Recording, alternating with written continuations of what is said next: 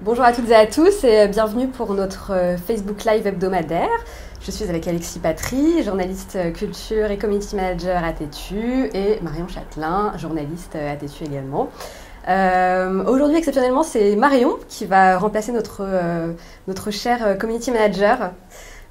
Donc si vous avez des questions, c'est elle qui nous les lira, parce que Alexis va nous présenter un sujet qui nous a enthousiasmé la semaine dernière. C'est la sortie de Sex Education sur Netflix, du coup qui est diffusée depuis vendredi dernier.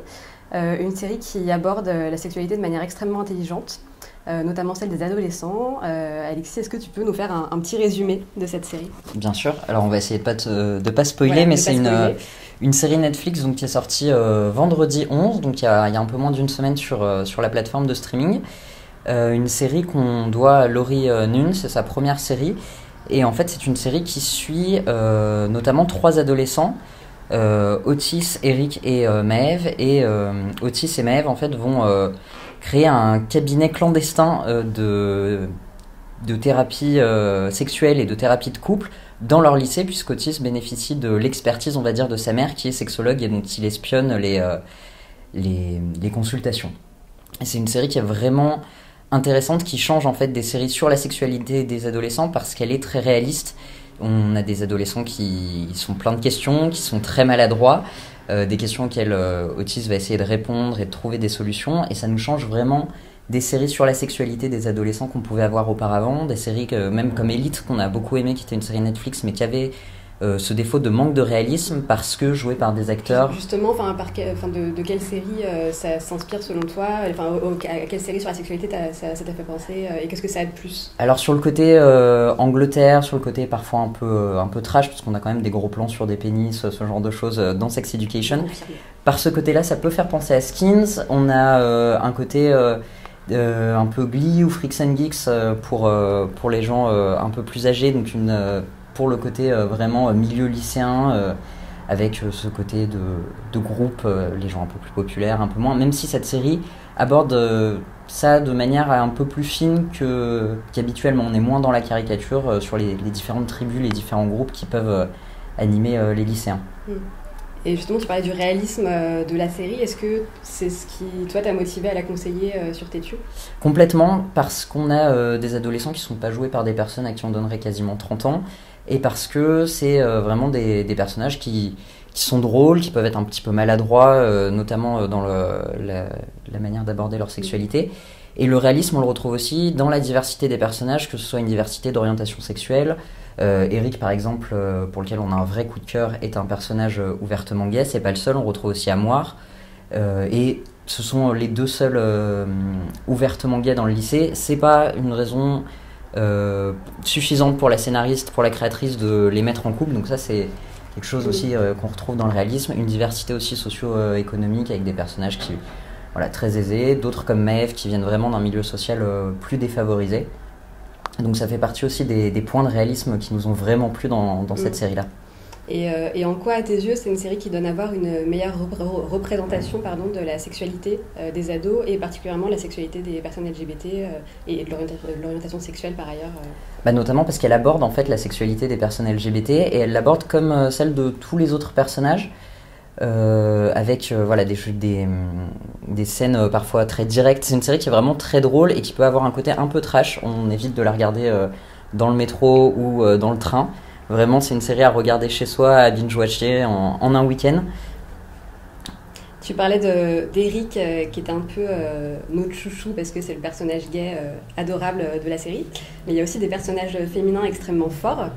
Notamment celui de Jean, qui est incarné par Gillian Anderson, qu'on adore. Est-ce que tu peux nous en parler un petit peu ? Alors, donc, au-delà d'Eric, qui est donc le meilleur ami d'Otis, qui est gay, qui est noir et qui est vraiment très intéressant, notamment dans la relation à son père, on a effectivement 2 personnages féminins extrêmement forts qui sont Maeve, donc qui va être celle qui va avoir l'idée en fait de ce cabinet clandestin, qui est une jeune un peu punk, un peu badass, vraiment qui nous a plu. Et tu le disais, Rosen, Jean, donc qui est jouée par Gillian Anderson, qui est la mère d'Otis, qui est sexologue, qui est une femme forte, qui est une femme indépendante, qui est une femme qui est sexy même quand elle rote sa soupe, Et c'est une mère qui est aussi très touchante parce que c'est peut-être le seul moment où elle est un peu maladroite, elle va être très intrusive avec son fils, notamment sur la question de sa sexualité.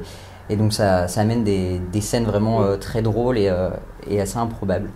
Et justement là-dessus, on découvre un peu Gillian Anderson sur un registre comique. On la connaissait pas forcément là-dedans. Tout à fait. Et ça lui va en fait super bien. Ça lui va très très bien.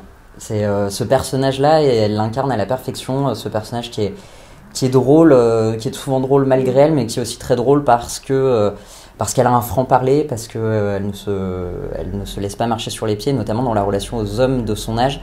C'est une collectionneuse d'hommes qui s'assume et qui ne va pas hésiter à envoyer bouler les prétendants un peu trop insistants. Ça fait partie des motifs comiques de la série. Tu parlais d'Eric tout à l'heure. Si tu avais un personnage préféré à citer, duquel tu voudrais parler? On peut avoir des coups de cœur pour vraiment beaucoup de personnages, mais mon coup de cœur personnel, c'est vraiment pour Eric. C'est un garçon qui s'assume auprès de ses amis, mais pas forcément auprès de sa famille. C'est quelque chose qu'on va voir se développer sans spoiler, mais au fur et à mesure de cette première saison.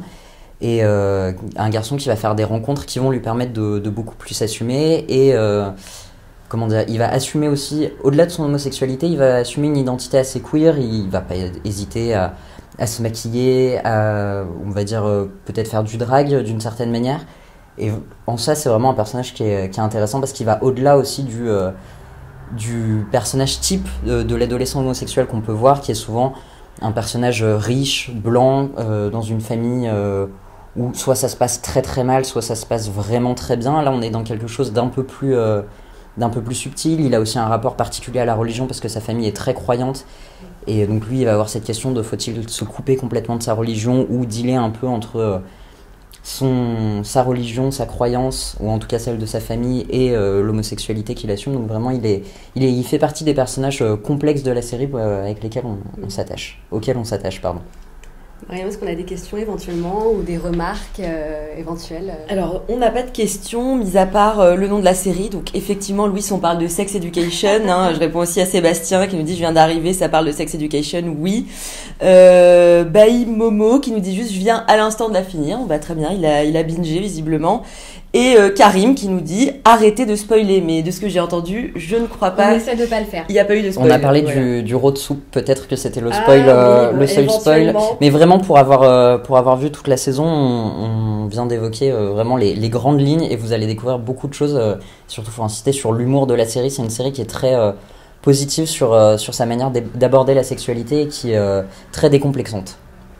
Et n'hésitez pas d'ailleurs à vous aussi laisser en commentaire votre avis sur la série.